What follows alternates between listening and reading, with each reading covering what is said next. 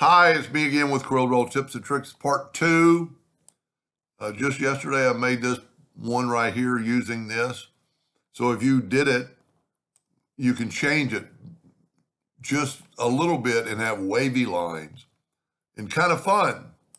So let's take, well, you know what I'm going to do? I'm going to select all the, I made that black outline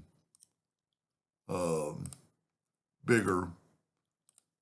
I don't want it bigger now, because that way I can put a line there without any problem.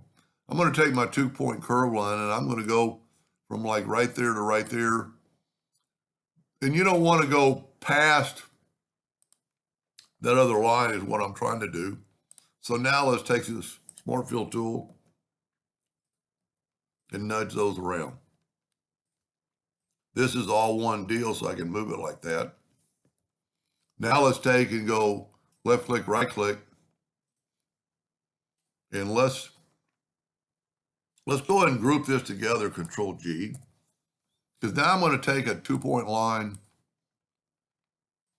and go from there to there, and then from there to there. And now I'm going to nudge those lines out of the way. And I'm going to get the distort tool, and I'm going to distort, distort these lines. So I'm going to get, okay, I already got it selected. I'm going to, well, I'm not. What am I doing wrong? Select it, get the distort tool, there we go, and add like that many nodes, and then get the altitude. I'll just type in 25. And then I'm going to go right here to smooth distortion. Now, when I do this, it's making the line shorter. So we're going to have to manipulate them a little bit, but we could type in that same amount and go 25 again, and then get the smooth distortion. And then I'm going to take my virtual segment delete key and delete these two lines. And then I'm going to nudge these two back. Now they might or might be, see, they're not long enough. So I can't grab them, and that's because I need to go up to object and convert them to a curve.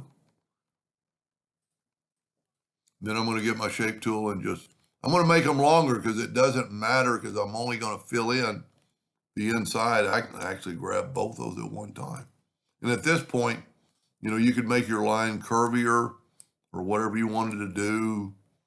Now let's fill that in just using the Smart Fill tool, and I'm going to nudge them back over. And remember, the whole time I'm nudging, and you could actually round off. I actually want to do that. Let's take that one away. Unless you cannot mess with the two flat sides, because that's part of the structure, but we can get and make this corner a little bit rounded.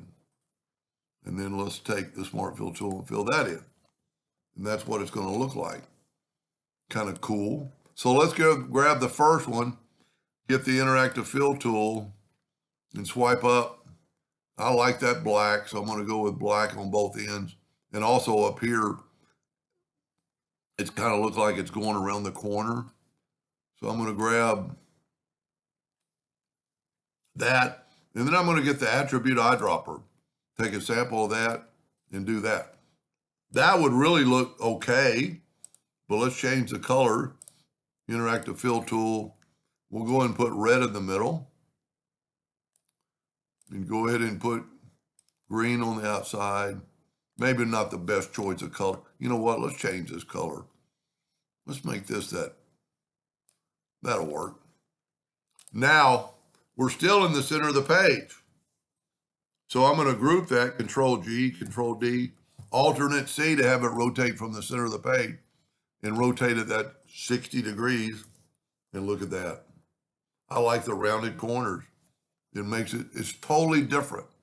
I mean, in the last couple videos, you learned how to make that, and now you learn how to make it a little bit different. That looks pretty cool.